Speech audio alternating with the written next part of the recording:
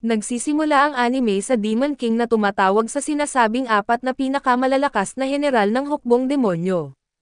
Ang una ay si Aladora at ito ang mandirigma ng impyerno, ang pangalawa ay si Silid at ito ang dakilang salamangkero ng mga bagyo at ang pangatlo ay si Gnome at ito ang kuta ng lupa at sa huli, naroon ang bagong hinirang na heneral na mukhang nagugulat at litong-lito sa biglaang pagtawag sa kanya na si Uchimura at ito ang direktor ng operasyon. Nakalaunan ay lumalabas na siya pala ang bida ng kwento.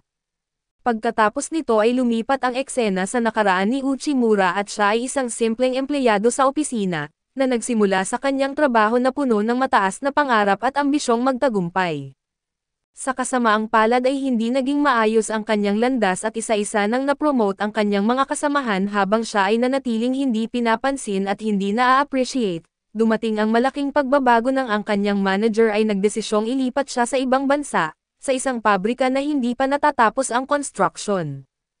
Kilala ang lugar na iyon bilang libingan ng mga bigo at lumipat si Uchimura sa bagong bayan dala ang kaunting pag-asa na mababago niya ang sitwasyon, ngunit agad na nabasag ang kanyang optimismo nang makita ang pabrika na walang sigla ang mga manggagawa, halos walang laman ang pasilidad at kulang ang mga materyales. Nang humingi siya ng tulong sa kanyang manager at sinalubong siya ng galit at akusasyon na nasasayang niya ang mga rekurso ng kumpanya, sa kabila nito ay hindi sumuko si Uchimura at determinado siyang magtagumpay at ibinuhos niya ang lahat ng kanyang lakas sa pagbuhay ng pabrika. Siya mismo ang gumawa ng lahat mula sa pag-aayos hanggang sa paglilinis. Sa paglipas ng panahon ay nagbunga ang kanyang pagsisikap at natutong igalang at suportahan siya ng mga manggagawa. At unti-unting umunlad ang pabrika ngunit habang nagsisimula ng gumanda ang lahat, dumating ang hindi inaasahang dagok na ipinag-utos ng kanyang manager na ilipat siya sa isa pang pabrika sa ibang bansa. Lubos na nasaktan ay tinanong ni Uchimura kung ano ang halaga ng kanyang mga pagsisikap at isang araw, habang naglalakad siya sa kalsada at malalim ang iniisip at bigla siyang nasagasaan ng isang motorsiklo mula sa likuran. Sa sandaling iyon ay natagpuan ni Uchimura ang sarili na nailipat sa mundo ng Demon King. Sa una ay inakala niyang nasa impyerno siya kaso sinalubong siya ng Demon King ng mainit at tinawag siya sa kanyang pangalan. Nagulat si Uchimura at tinanong kung paano nalaman ng Demon King ang kanyang pangalan. Buong kumpiyansang sumagot ang Demon King na syempre alam ko at ako ang tumawag sa iyo dito. Ipinaliwanag ng Demon King ang natatanging mga katangian ni Uchimura at pinuri ang kanyang mga nakaraang tagumpay. Laking gulat ni Uchimura nang malaman niyang alam ng Demon King ang buong kasaysayan ng kanyang trabaho at sa kabila ng pagkabigla, nakaramdam siya ng saya dahil sa pagkilala at papuri. Ibinunyag ng Demon King ang kanyang layunin at matapos suriin ang kanyang propesyonal na kasaysayan, sigurado ito na siya ang perpektong kandidato upang maging ikaapat na heneral sa kanyang hukbong demonyo. Nakaramdam ng pag-alinlangan si Uchimura at sinagot na ang pagsali sa hukbo ng Demon King ay parang isang pagbagsak sa kailaliman ng kadiliman. Subalit pinutol ng Demon King ang kanyang pag-aalala at sinigurado na ibibigay niya dito ang lahat ng benepisyo at pribilehiyo na gusto niya. May kalayaan siyang pumili ng sinumang nais niyang maging tauhan at ang kanyang sahod ay katumbas ng mga pinakamataas na executive sa kanyang mundo. Nanlaki ang mata ni Uchimura sa alok na iyon at nahirapan na intindihin ang naririnig at dagdag pa ng Demon King, na kung hindi siya nasiyahan ay ibabalik niya ito sa kanyang mundo at dahil sa respeto ng Demon King sa kanyang kalayaan ay nagsimulang pag-isipan muli ni Uchimura ang alok, naalala niya kung paano siya minaliit ng kanyang mga manager at inisip kung nararapat ba siyang gumanap ng ganoon kahalaga na papel. Napansin ng Demon King ang kanyang pag-aatubili at sinabing huwag niyang pakinggan ang mga sinasabi ng mga hangal na iyon, hindi nila kailanman pinahalagahan ang kanyang mga pagsisikap o kinilala ang iyong kakayahan. Gayunpaman ay nakita ng Demon King ang tunay nitong kakayahan at alam nito ang kanyang halaga kaya't kung gisingin niya ang buong potensyal at madiin itong sinabi ng Demon King, dagdag pa niya ni ikaw at ang mga dating manager niya ay hindi lubos na nauunawaan ang iyong halaga. Ako lamang ang nakakaalam at sinasabi ko sa iyo na kailangan kita at pumili ka na ngayon Uchimura. Aakyat ka ba sa rurok kasama ko o mananatili ka sa ilalim? Gayunpaman ay tumutol ang ibang mga heneral at sinabi nilang imposible para sa isang mahina at karaniwang tao tulad ni Uchimura na maging heneral sa hukbong demonyo.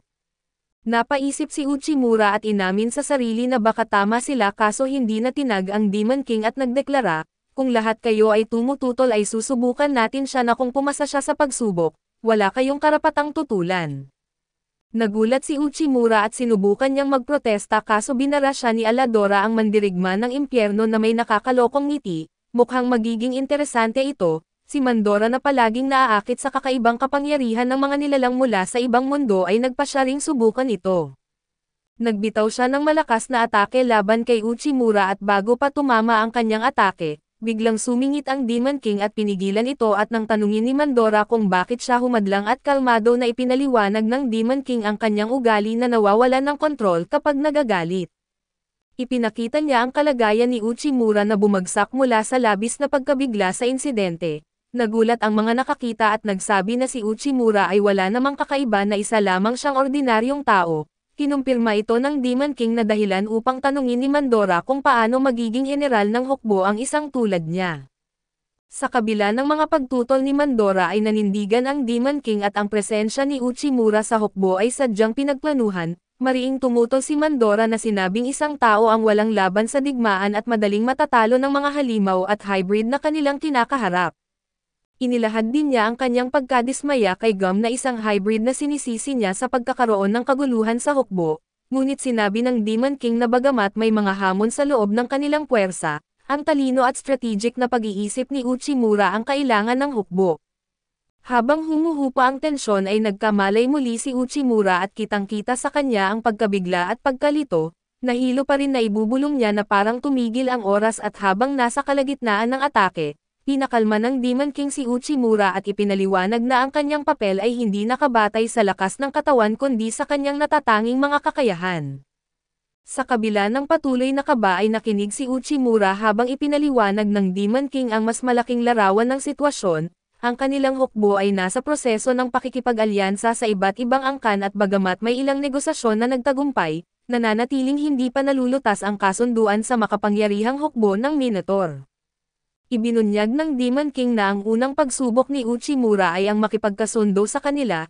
Laking gulat ni Uchimura sa hamon na inihambing niya sa hirap ng isang trabaho na mataas ang pusta at sinabi rin ng Demon King na maaari siyang humingi ng tulong kay Mandora kung kinakailangan. Pagkatapos ay iniwan siya upang harapin ang mahirap na misyon. Naglakad-lakad si Uchimura ng walang direksyon at hindi makapaniwala sa kanyang sitwasyon, samantala si Mandora na kilala sa kanyang prangkang pananaw ay tahasang tinanong ang dahilan ng Demon King sa pagpili kay Uchimura, ipinahayag niya ang kanyang pagdududa at kumbinsido na mabibigo ang kanyang misyon. Bagamat sa simula'y sang-ayon si Uchimura sa kanyang agam-agam na naalala niya ang kumpiyansa ng Demon King sa kanya, kumangging sumuko at nagdesisyon siyang patunayan ang kanyang halaga at tulungan ang Demon King na matupad ang kanyang mga ambisyon. Pinutol ni Mandora ang kanyang pag-iisip at sinabi na narating na nila ang kanilang destinasyon at sa kanilang harapan ay naroon ang isang napakalaking pinto, na sinabi ni Mandora na siyang pasukan sa silid ng pinuno ng Minotaur at napamulagat si Uchimura sa laki ng pinto, ngunit sinigurado ni Mandora na ang kahalagahan nito ay mauunawaan niya kapag nakaharap na niya ang pinuno. Nagbigay si Mandora ng seryosong babala tungkol sa kilalang pagiging marahas ng mga Minotaur, sabay ngiti ng mapanokso at sinabing huwag kang mamamatay at habang binubuksan ang pinto, pinatatag ni Uchimura ang kanyang loob at inaalala ang kahalagahan ng tagumpay para sa layunin ng Demon King. Habang dahan-dahan na bumukas ang pinto ay nakaramdam ng matinding takot si Uchimura nang makita ang napakataas at nakakatakot na anyo ng pinuno ng Minotaur. Ang nakabibighaning presensya ng pinuno ay nagdulot ng duda kay Uchimura kung posible pa bang makipagkasundo ng mapayapa. Napansin ni Mandora ang pag-alinlangan ni Uchimura at nag-alok na tumulong sa pamamagitan ng pagbibigay ng ilang tips sa negosasyon.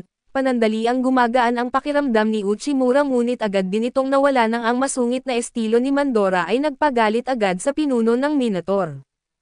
Habang nagmamasid sa kaguluhan ay tahimik na napagpasyahan ni Uchimura na hindi talaga bagay kay Mandora ang diplomatic approach. Pagkalabas nila ng silid ay ipinaliwanag ni Mandora na maayos naman ang simula ng negosasyon ngunit nauwi ito sa kabiguan ng tuluyang tanggihan ng pinuno ang mga mungkahing kondisyon.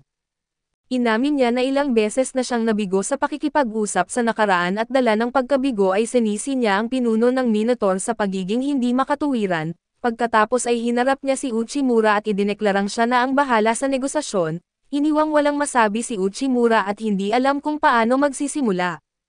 Mag-isa ay tinanong ni Uchimura ang sarili kung paano niya mahihikayat ang ganoong nakakatakot na nilalang. Sa kanyang pag-alinlangan ay bumalik sa kanyang alaala ang mga mahirap na negosasyon na hinarap niya sa kanyang nakaraang buhay.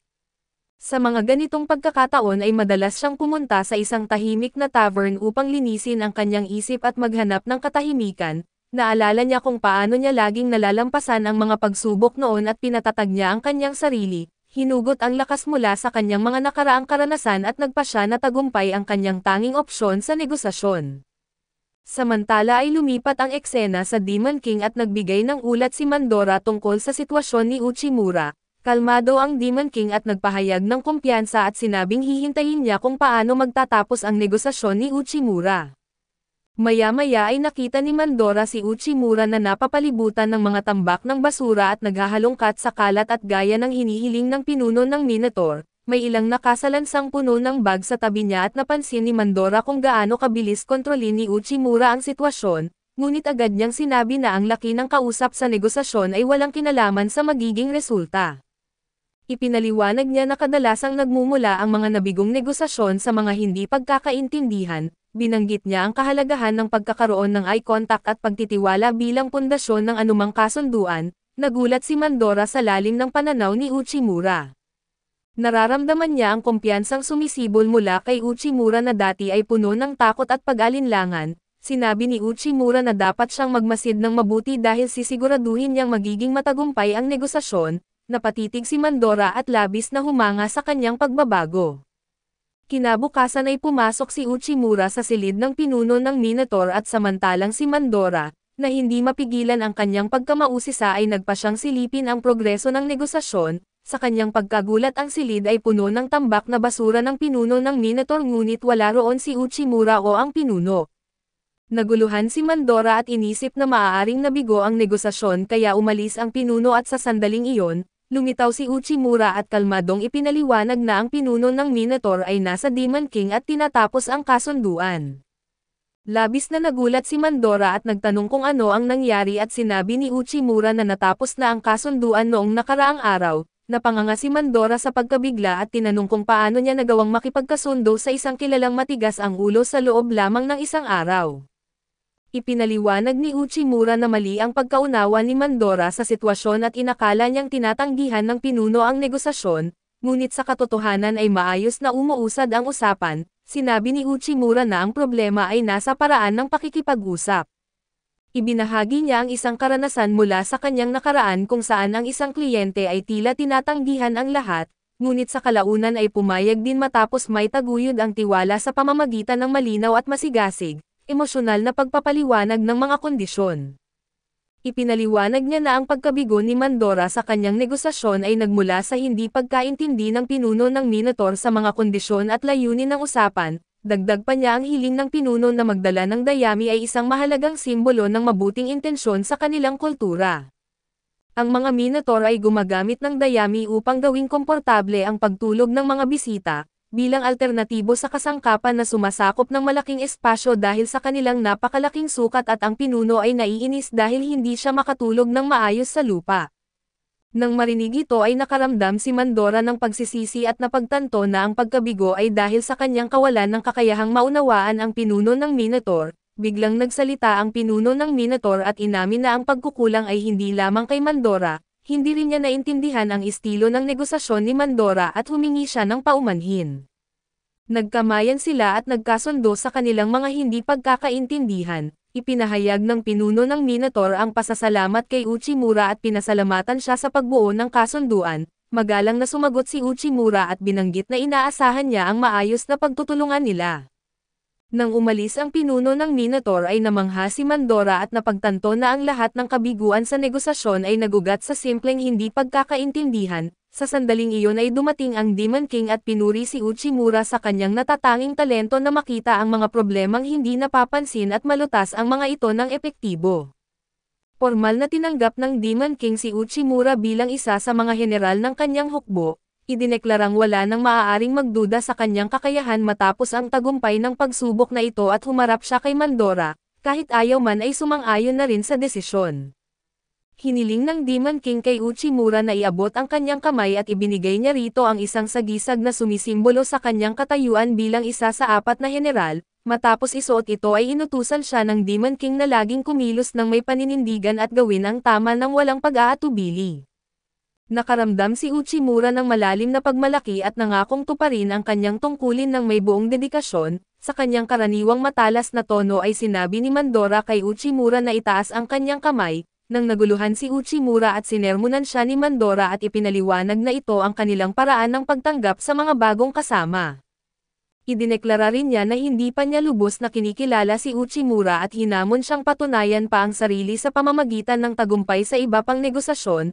Natapos ang tagpo sa Demon King na nagsasabing hindi pa kumpleto ang kanilang hukbo at marami pa silang kailangang ayusin, gayunpaman at sa pangunguna ni Uchimura ay makakaabante sila at maaabot ang tagumpay. Kaso dito muna matatapos ang recap natin sa bagong anime na ito. Salamat sa inyong panonood hanggang sa muli.